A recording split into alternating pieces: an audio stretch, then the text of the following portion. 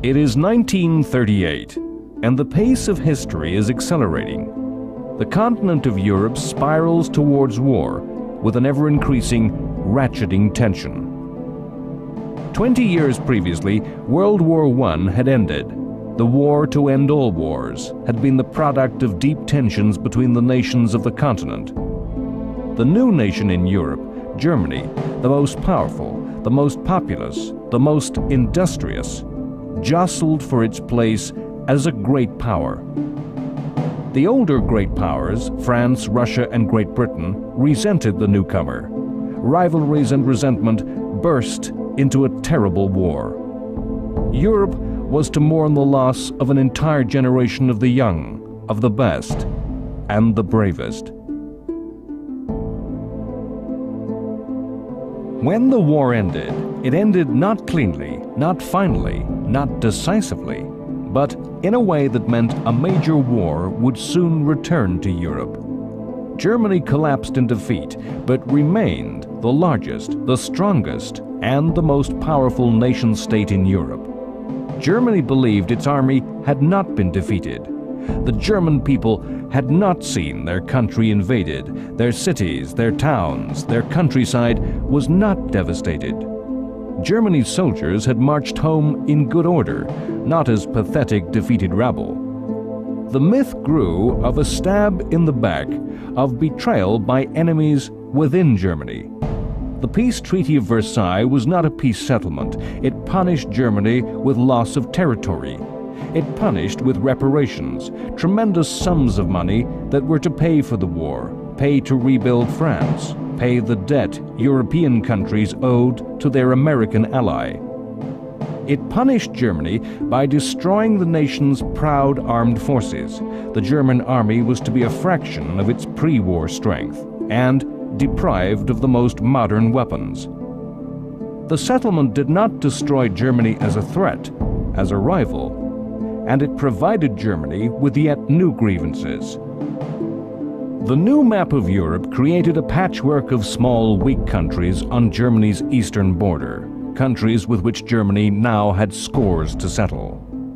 Versailles kept the war alive in the mind of every German. In a Germany resentful of history, in a Germany suffering endless economic crisis after economic crisis, a movement and a leader arose that gave voice to those resentments and promised action.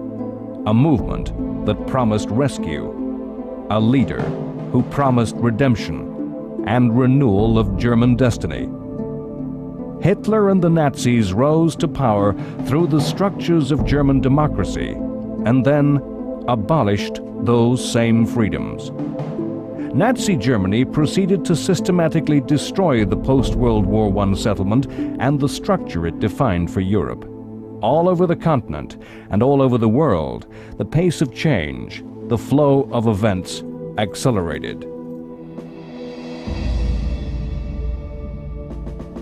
Japan began on a path to militaristic rule, based on a belief in Japanese racial supremacy.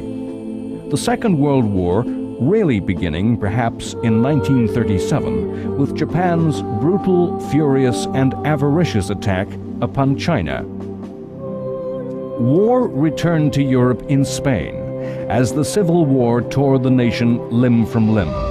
The fires of war fueled by the extremes of fascism and communism, with the democracies standing in impotent neutrality. The second fascist power in Europe, Italy, embarked on a war of conquest, annihilating the independent African country of Abyssinia. The lesson to the world was that violence was the means to the end and would be unopposed. Hitler unpicked Versailles, rearming the German nation, turning with hungry and aggressive eyes to his weaker neighbors. Germany was united with Austria, a move that made Germany even stronger. The democracies were torn. America retreated behind the oceans in isolation. France, in cynical defeatism, built the Maginot Line as a shield against aggression, but feared to renew the war. Britain had no desire for war and saw justice in Hitler's demands. The democracies aimed to resolve the problem of Germany without resort to war, to use diplomacy, negotiation, and fair compromise. The word history has come to use of these times is appeasement. It is the autumn of 1938, and Hitler has turned his gaze to Czechoslovakia. A conference of nations is called in Germany, at Munich.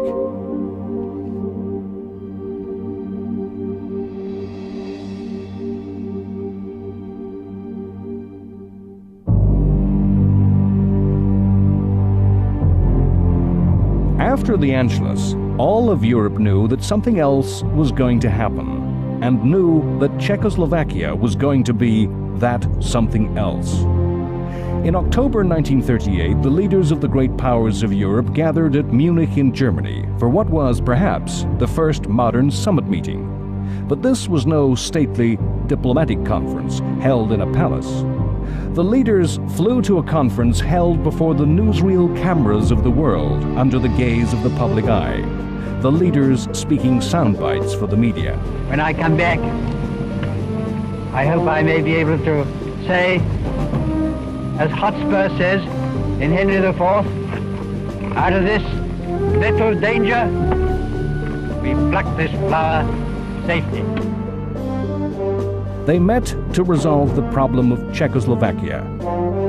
Czechoslovakia was a democratic state, a state allied to the French. Czechoslovakia was a thorn in the side of Hitler's state, physically thrusting into the Reich, politically challenging both the ideas and beliefs of Nazism. Czechoslovakia was an isolated state, with Germany between her and her French ally, and surrounded by states that were unfriendly. If the conference failed, if Hitler and the Nazis chose to act against Czechoslovakia, there could be no half measures on the part of Britain and France, no sanctions that would help, no supply of arms. To protect Czechoslovakia from Nazi aggression would need full general war in Europe.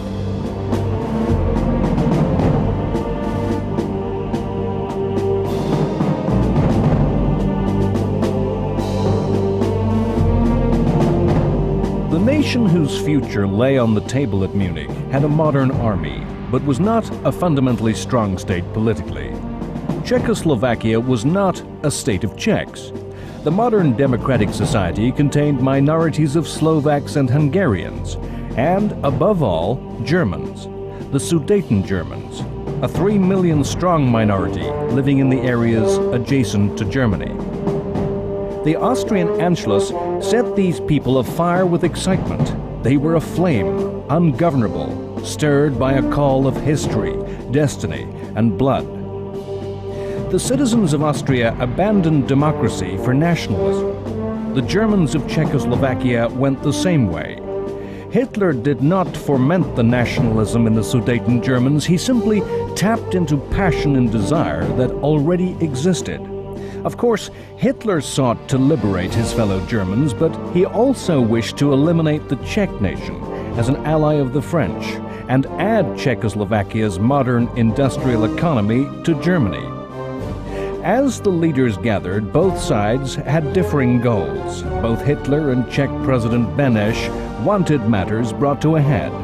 Hitler and Beneš did not want to compromise. The Czechs knew that any concession to the German minority would bring demands from their other minorities.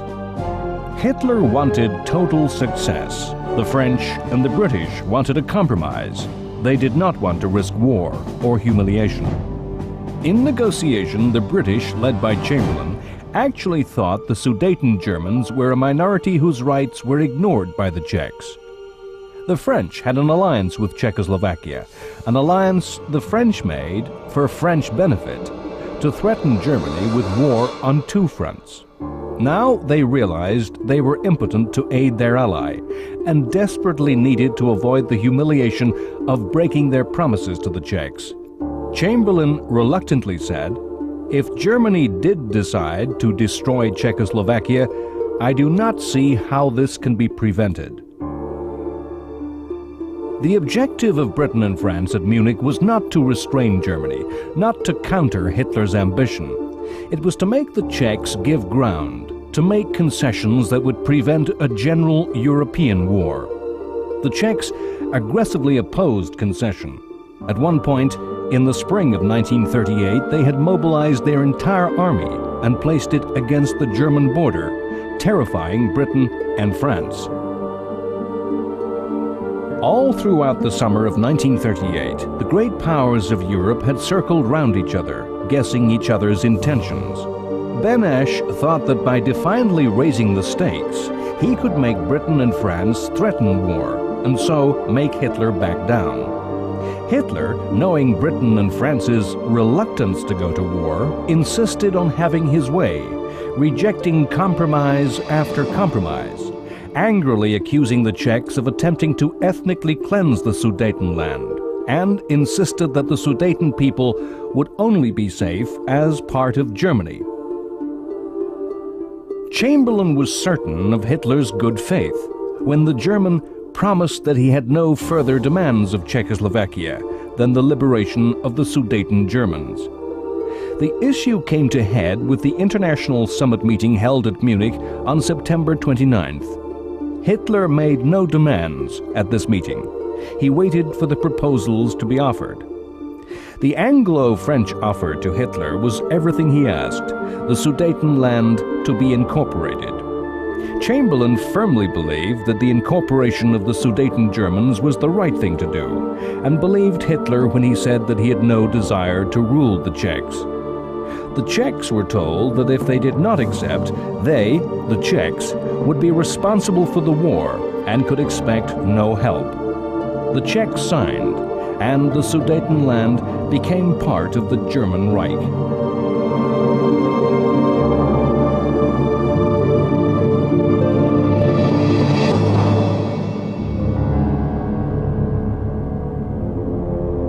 Many years later, as the war ended, President Benesch was to look at Prague as a city that had remained intact throughout the war. Benesch said, "Is it not beautiful? The only city in Central Europe not destroyed, and all my doing." The Munich Conference is regarded in history as the definitive appeasement and has made that word synonymous with betrayal. Yet, as we judge with the benefit of history, would we have gone to war? Or would we have seen, as did Chamberlain, principle and fairness coming together with expediency? Perhaps the words for which the Munich crisis is most remembered are not those of the agreement reached over Czechoslovakia. When that agreement had been made, Chamberlain requested another meeting with Hitler. He presented Hitler with the draft of a statement. "We are resolved that the method of consultation shall be the method adopted to deal with any other questions that may concern our two countries. We are determined to continue our efforts to remove possible sources of difference and thus assure the peace of Europe." Hitler happily and enthusiastically signed. It was this piece of paper that Chamberlain proudly waved to the crowds in London. It was of this that he was to say, "This is the second time that there has come back from Germany peace with honor. I believe it is peace for our time." If the French and British leaders had betrayed the Czechs, if they had foolishly given in to Hitler's lies, it was a betrayal that was welcomed. It was a set of lies that the populations of both democracies believed.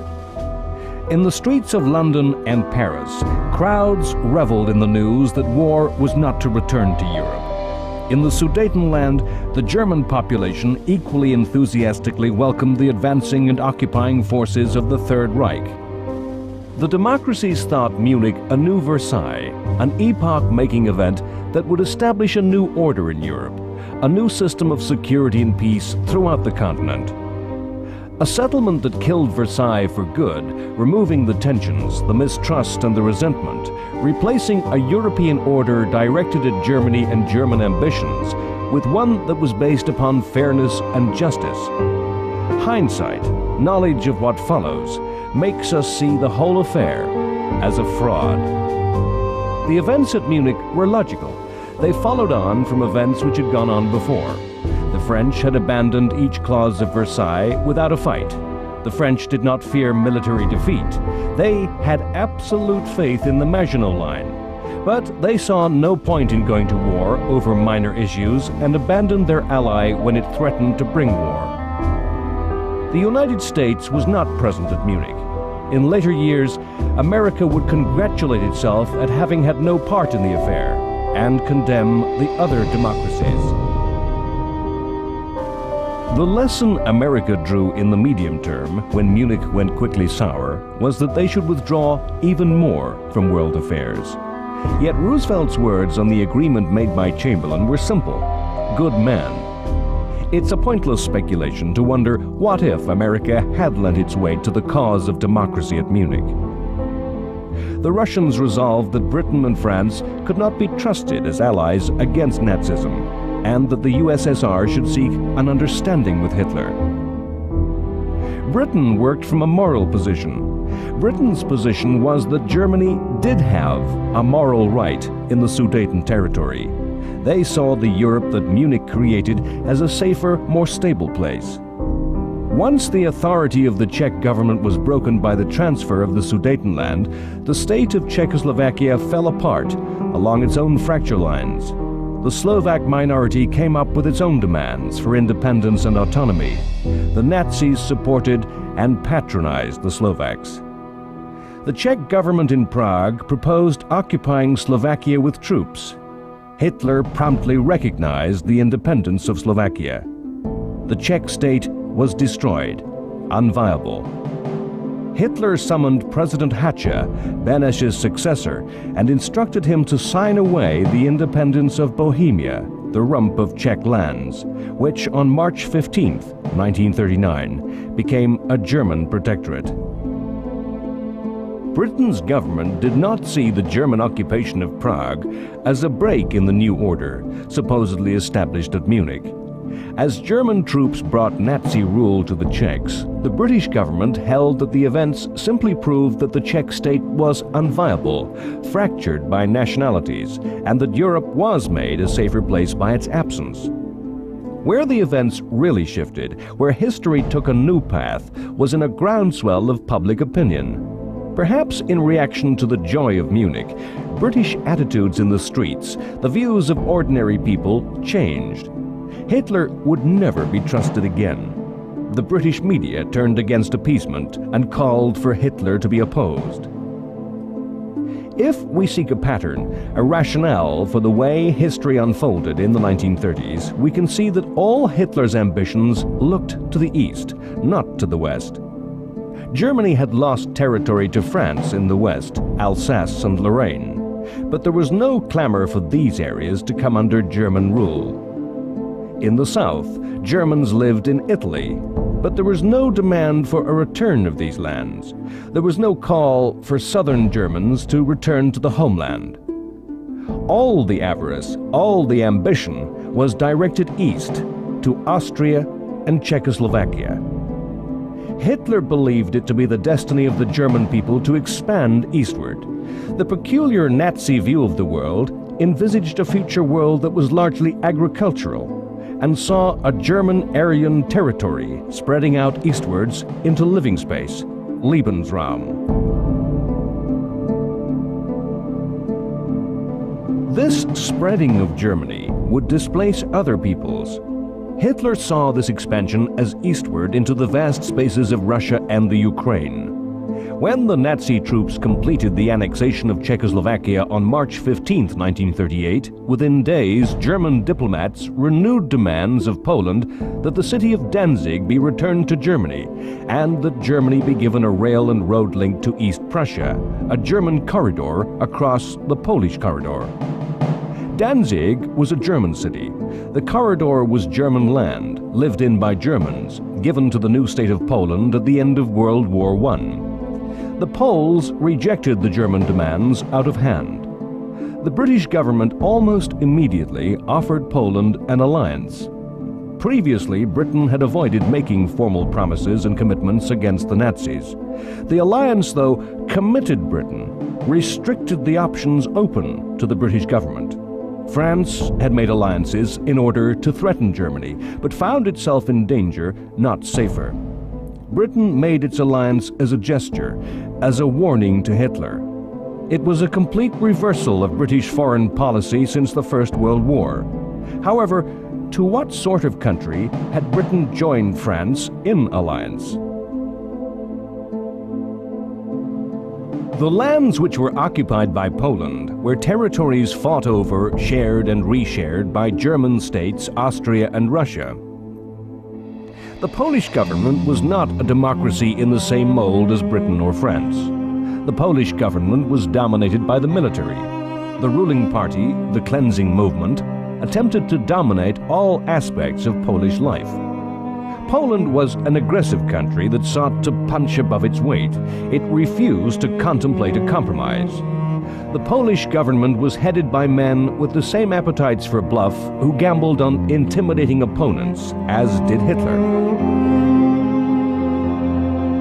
World War II was the unfinished business that remained from World War I. Much of that unfinished business lay between Germany and her former enemies, and between Germany and the smaller countries in the East. Poland had its own unfinished business with Russia, or rather the Soviet Union. The eastern border between Russia and Poland was not defined, and in the end was established in a series of armed confrontations in the early 1920s. If Hitler had ambitions in the East, it would be true that Poland equally looked to Soviet territory with envy. The climate of aggression was hardening all over the continent of Europe. In the spring of 1939, Italy invaded and occupied Albania. Mussolini, always keen to emulate Hitler, always driven by envy of Germany, and resentful of the success and dominance of what he thought the junior fascist power in Europe, mounted an attack on his neighbor across the Adriatic. The victory of the Italians was easy. Albania, with a population of barely 1 million, was the most primitive state in Europe. Politically a tribal monarchy, riven by feudal clans and factions, the country was taken over in days, with almost no fighting. Annexed to become Italian territory, the King of Italy declared the King of Albania. Mussolini intended that Albania be used as a stepping stone on a path of conquest throughout the Balkans and southern Europe, to enable Italy to dominate the Mediterranean. In an attempt to head off war with Germany over Poland, Britain and France recognized and accepted the Italian action.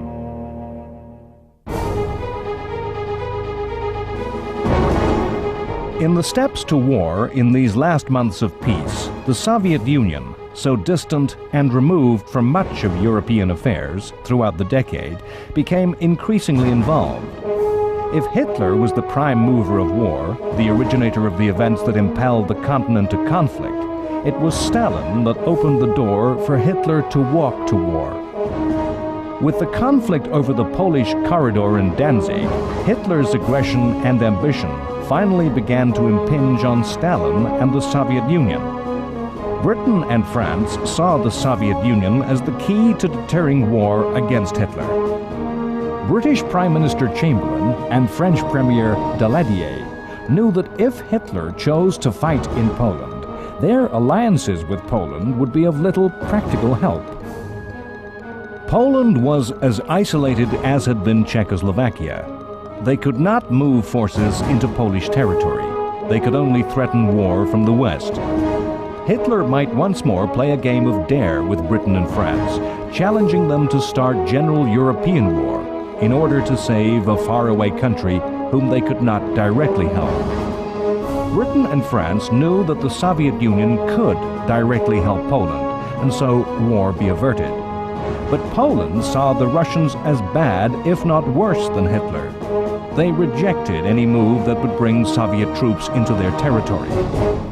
The Poles thought that the Red Army, once inside Poland, would never leave, and there was no inducement, no incentive that Britain and France could offer. Too often, histories use the language of the gambler in describing the actions of leaders.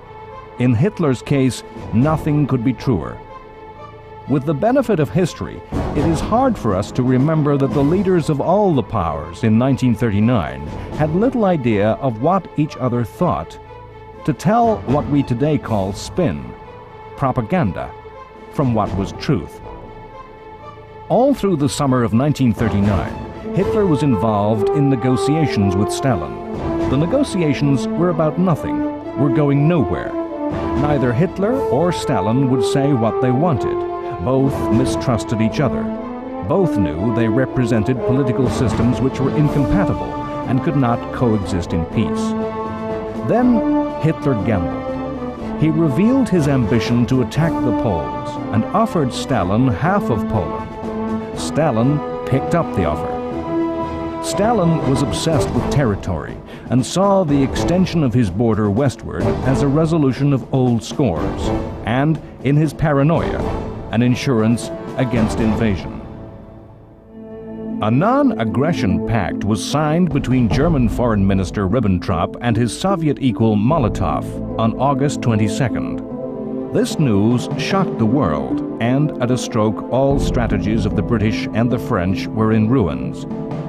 No one knew of the secret clauses built into the pact that in the event of war between Poland and Germany, the USSR would attack in the east and take the eastern half of the Polish nation. Poland was falsely confident. It knew nothing of the secret agreement. Poland thought that Britain and France would attack in the west, causing Hitler to split his forces. In fact, when war broke out, the French did nothing and sat behind the Maginot Line, making small attacks, slowly mobilizing, calling up strength.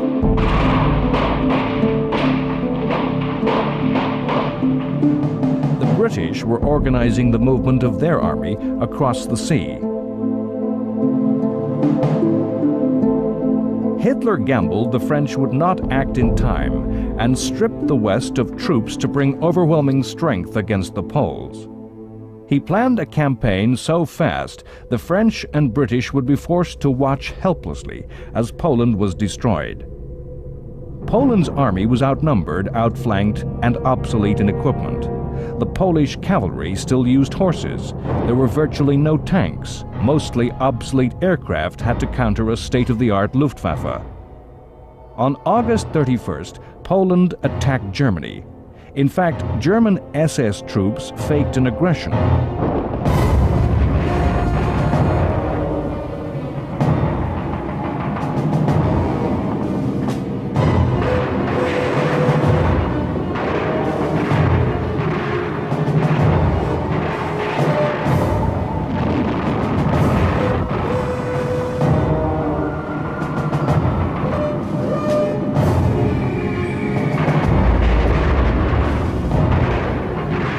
By the end of the next day, the Polish Air Force had been destroyed and the German army was deep into Poland. On September 3rd, France and Britain demanded Germany withdraw from Poland. War broke out, and British Prime Minister Chamberlain made an announcement that revealed a bitter disappointment that he had failed to prevent war from returning to Europe. I am speaking to you from the Cabinet.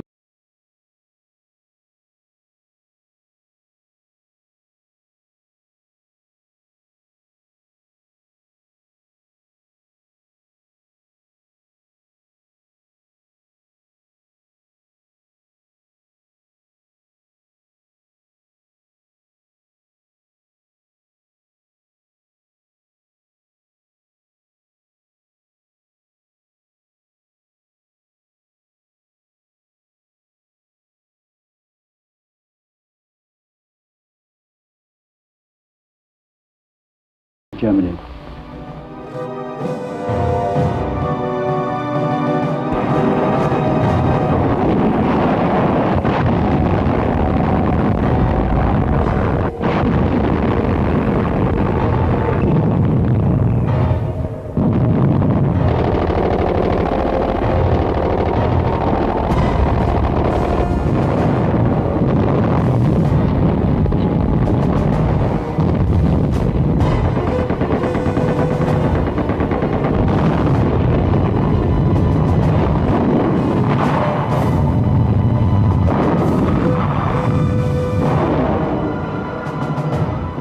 attack on Poland saw the first use of blitzkrieg by the Germans, a new type of war, using rapidly moving, all-mechanized and armored columns, with coordinated air support smashing through and around slow-moving, old-fashioned Polish forces. The Polish army were rapidly surrounded and cut off. The myth of the war is of Polish cavalry charging tanks, yet military theorists in many countries, including Britain and France, believed that horse soldiers were seriously capable of defeating armor. Britain and France ignored the lessons of Poland.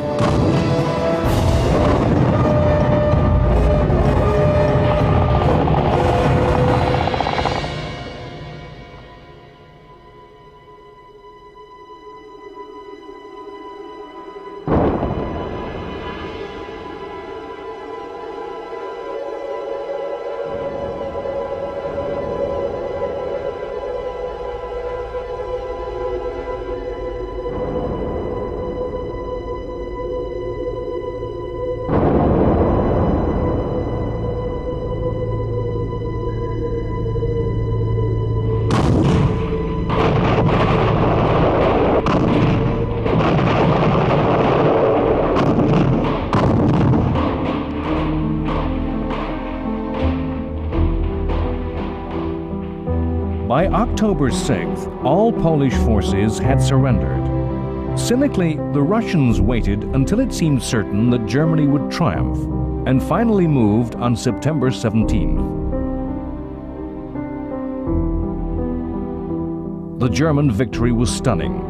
In less than 1 month, at a loss of less than 14,000 dead, the Poles were defeated. Britain and France were shown as impotent.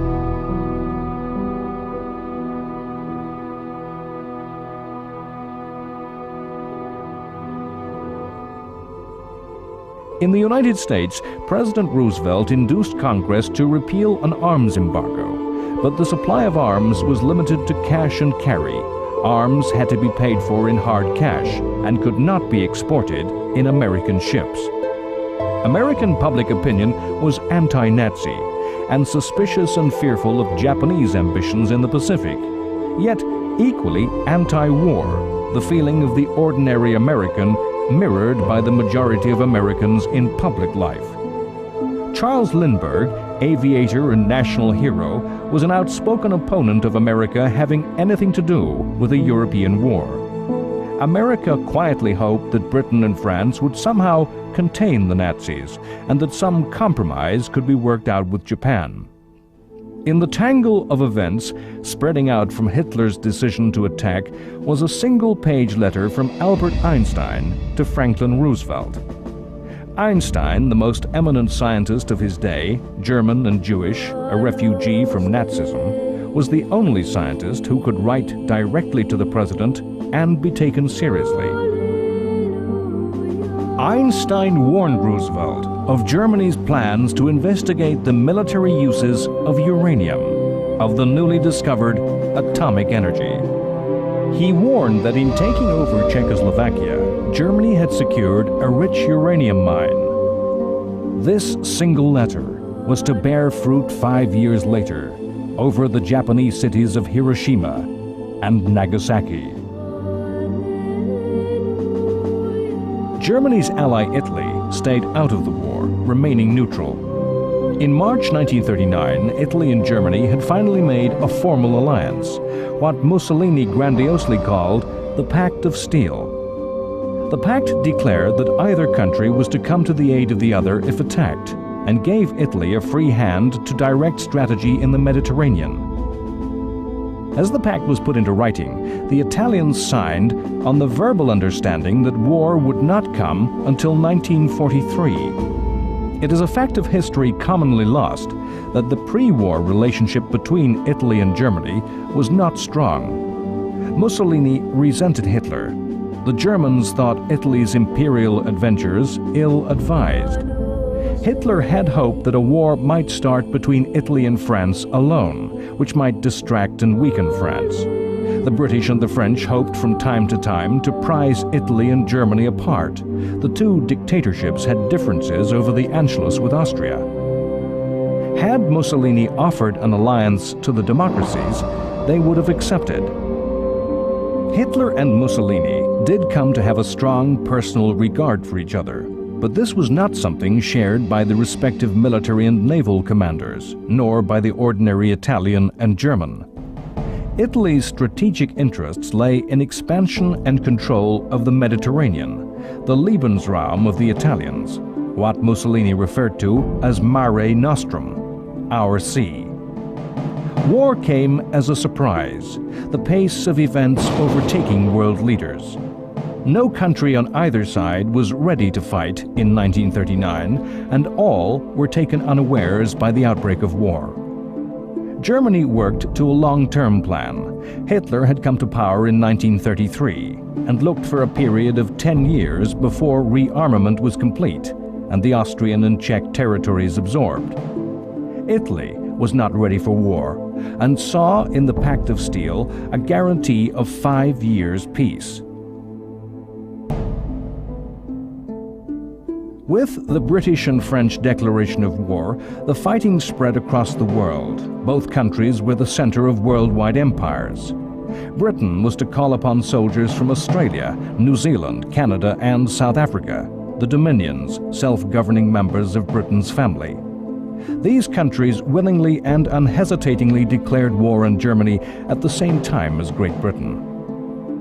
From the colonies of the empire, Britain was to summon Indian, African, and Caribbean soldiers. French forces contained soldiers from Africa and Indochina. Presciently, some of France's toughest fighters were from Vietnam. The first week of the war did in fact see a French offensive in the west, remarkable in the fact that its effect was so limited. Small numbers of French soldiers pushed 8 kilometers inside Germany to within sight of the Siegfried Line, a line of German fortifications, the match of the Maginot Line, and there they stopped. The professional predictors and theorists, men who look into the future and attempt to foretell the future wars, often fail to see accurately, misreading the lessons of the past. In the summer and late autumn of 1939, much of Europe lived in a state of febrile panic, fearing attack from the air with bomb and poison gas. Futuristic theories of war predicted mass aerial assaults on the city centers. It was commonly held that no defense was possible against attack by bombers. Everywhere shelters were dug, sandbags were piled around the doors and windows of shops and public buildings. The people of Britain had been issued with 38 million gas masks. No citizen was meant to be without his mask at any time. This was a time when the life of the civilian descended into black comedy and farce. The distinctive cardboard boxes and bags in which the gas mask was carried was too often turned into a useful shoulder bag and contained a worker's lunch. A market in sandbags developed, with speculators having bought up supplies in advance of war. New ranks of officialdom appeared. Air raid wardens patrolled the streets. They were to warn of gas attack by using children's rattles. They enforced a strict blackout at night, ensuring no light showed that could guide enemy aircraft. An immediate reaction to the outbreak of war and the fear that aerial attack was imminent was the mass evacuation of children from cities to safe areas. By the evening of September 3rd, nearly 1.5 million children, mothers of infants and pregnant women, had been moved to safety. In fact, fear of reprisals by chemical weapons meant that neither side in Europe was to risk their use at any time in the war. Britain and France, although having done all they could to avoid conflict, were in fact able to look to a coming war with confidence, not with fear.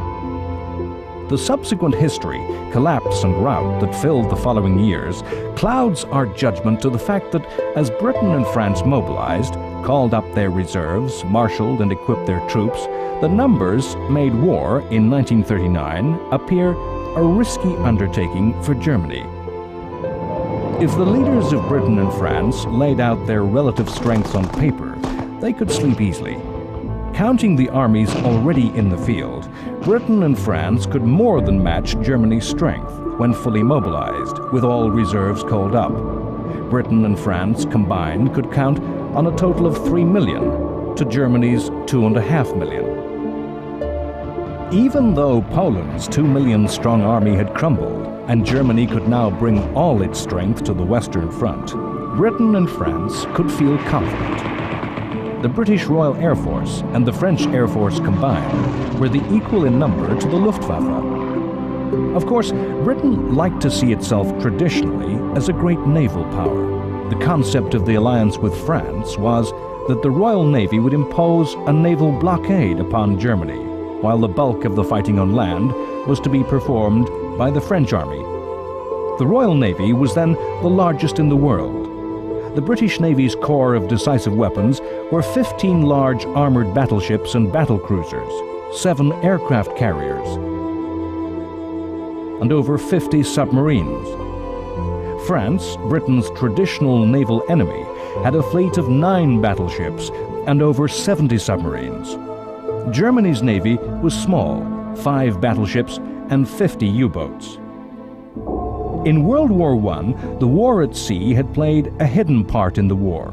The German submarine campaign had nearly forced Britain from the war, destroying the imports of food from the empire, which Britain needed to feed its population. In the later years of World War I, a fierce blockade by the Royal Navy had caused famine amongst the German population. Britain was vulnerable because so much of her food and materials came over long, extended sea lanes. Germany, because her coastline was so small, easily blockaded a few ports that could easily be closed shut. As the navies prepared for war, it was thought the war would be played to the same script as ever.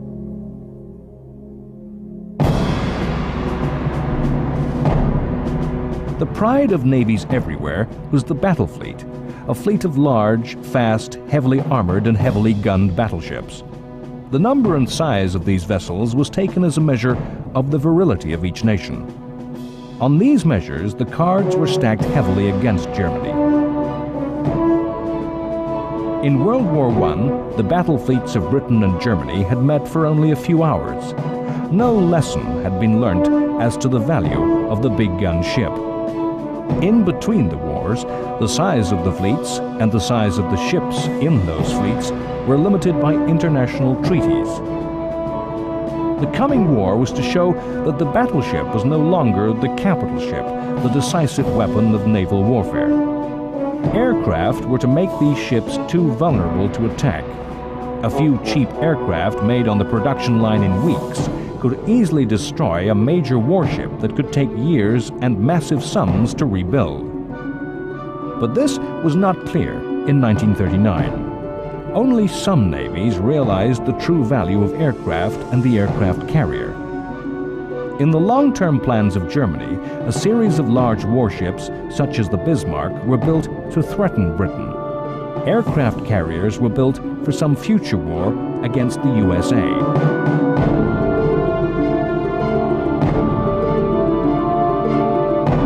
The submarine was regarded as so potent a weapon that it had been banned by the Versailles Treaty. The submarine as U-boat is forever associated in mythology as the definitive Nazi weapon. Yet, as with all navies, the submariner was regarded as a second-class sailor by big ship admirals and had to face a struggle to establish their worth. In 1939, as war broke out, the British Navy was placed by Chamberlain in the hands of Winston Churchill as the grandly titled First Lord of the Admiralty. Amazingly, Churchill had held the same job in the First World War. Churchill had been the sternest critic of the government in the pre-war years as a maverick in the political wilderness, calling for more arms and a military response to Hitler. Churchill had lost office in World War I through strategic adventure, impulsive, wild schemes, particularly in Turkey, that had cost many thousands of lives in a failed operation. Returning to office, these traits re-emerged. He showed tremendous energy in organizing and preparing the British Navy for war, but a series of wild schemes began to emerge. again to draw Turkey into the war, to incredibly place mines in Germany's rivers, to attack neutral shipping and ports, particularly those of Norway and Sweden, who were supplying important raw materials to Germany. Early on, in taking office, Churchill received a personal letter from American President Roosevelt. Roosevelt invited Churchill to keep me in touch personally with anything you want me to know about. The personal relationship between these two men, bypassing the administrations and structures of their respective countries, was to be of crucial importance in the coming years. As the Poles succumbed to defeat and occupation, Hitler offered Britain and France peace. He claimed to have no quarrel with France and desired active friendship with Britain. He called the war in the West a senseless waste of life and proposed a conference of the great powers that would create a new system of peace and security. He was rejected. We are so used to the story of World War, a globally consuming conflict that spread across the world, that the fact is lost that in 1939 the war was comparably small and could be reasonably assumed to be soluble. In Europe, in October 1939, Britain and France were at war, as were Britain and France's overseas colonies. Germany was at war. Poland, an occupied, defeated country, sliced up and lost. The Balkans were at peace. Some were pro-German, like Romania and Hungary. Some were pro-British, like Yugoslavia and Greece. Italy, Germany's ally, remained neutral. Spain, a supposed fascist power, was neutral.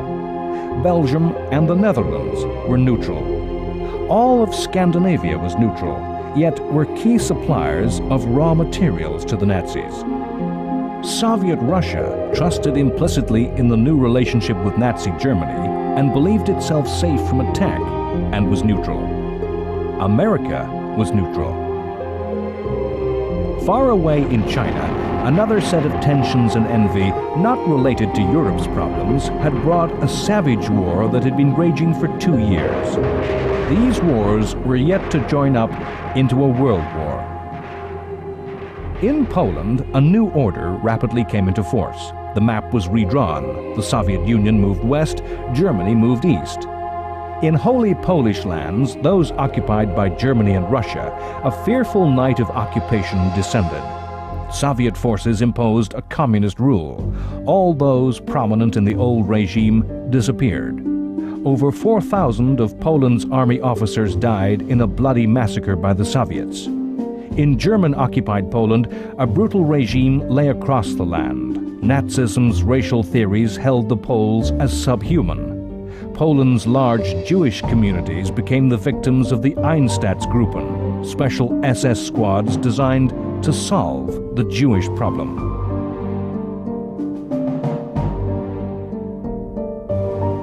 Freed of any fear of attack from the east, German will and forces turned to the west and began to assemble its might against the democracies. Yet, as the war settled into its third month, a strange calm descended in Britain and France. The shock of Poland's defeat receded. The aerial devastation by gas and bomb did not materialize. History was to name this period, with supreme irony, as the Phony War. Next time, on World War II, The Complete History, the war is fought in remote and distant places. At sea, huge ships engage in conflict. The British Navy corners the German battleship Graf Spee and forces her captain to scuttle his ship rather than face certain destruction. In the winter snows of Finland, the Soviet Union takes advantage of the new situation, invading, seeking to conquer the smaller state. The tiny Finnish army runs rings round the Russians amidst the forests and lakes. To the people of Britain and France, the war seems far away. It is the unreal war, the phony war. In the fields of northern France, a new British expeditionary force, in name and appearance so like its predecessor of 1918, takes its place alongside the French. It is the army that fought the Somme, Ypres, and Passchendaele, reborn. To the south, the French man and reinforce the Maginot Line, their new Verdun, an impregnable fortress which the Germans shall not pass. The world awakes from the dream of the phony war to the nightmare of reality. A bold strategic occupation of Norway brings Britain and France into direct contact with German forces for the first time. The result is fiasco, as British forces fall back in retreat. As a result, the British government falls and is to be headed by a man of destiny whose time has come, Winston Churchill.